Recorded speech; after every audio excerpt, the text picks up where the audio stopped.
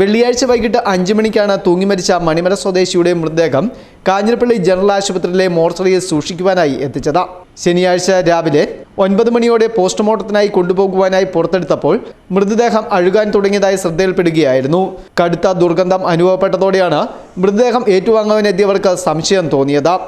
ആളെ തിരിച്ചറിയാൻ കഴിയാത്ത രീതിയിൽ മുഖവും ശരീരവും വീർത്ത നിലയിലായിരുന്നുവെന്ന് വാർഡ് മെമ്പർ സജി ആന്റണി അടക്കമുള്ളവർ പറഞ്ഞു.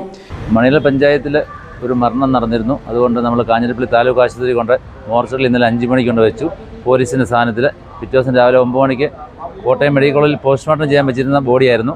രാവിലെ 9 മണിക്ക് വന്ന് താലൂക്ക് ആശുപത്രിയിലെ മോർച്ചറി തുറന്നപ്പോഴത്തേക്ക് ആ ബോഡി വീർത്ത് കെട്ട് ബ്ലഡുമായിട്ട് വൃത്തികേടായിട്ടും ഭയങ്കര സ്മെല്ലുമായിട്ടിരിക്കുകയായിരുന്നു. അവിടുന്ന് പിന്നെ അവർ പെട്ടെന്ന് പാലാ താലൂക്ക് ആശുപത്രിയിലേക്ക് വിടുകയും അവിടുന്ന് നമ്മൾ പോസ്റ്റ്മോർട്ടം കഴിഞ്ഞ് ഇപ്പം പോകാനായിട്ട് നിൽക്കുകയാണ്.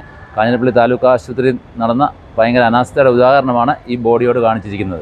പ്രതിഷേധമറിയിച്ച ബന്ധുക്കൾ മൃതദേഹം ഏറ്റുവാങ്ങിയ ശേഷം പോസ്റ്റ്മോർട്ടത്തിനായി പാലാ ജനറൽ ആശുപത്രിയിൽ എത്തിച്ചു. സംഭവത്തിൽ 2 ജീവനക്കാർക്ക് കുറ്റകരമായ അനാസ്ഥ സംഭവിച്ചതായി കണ്ടെത്തിയിട്ടുണ്ടെന്ന് കാഞ്ഞിരപ്പള്ളി ജനറൽ ആശുപത്രി സൂപ്രണ്ട് സാവൻ സാറ മാത്യു അറിയിച്ചു. ഇവർക്കെതിരെ ജില്ലാ മെഡിക്കൽ ഓഫീസറോട് നടപടിക്ക് ശുപാർശ ചെയ്തതായും അവർ അറിയിച്ചു.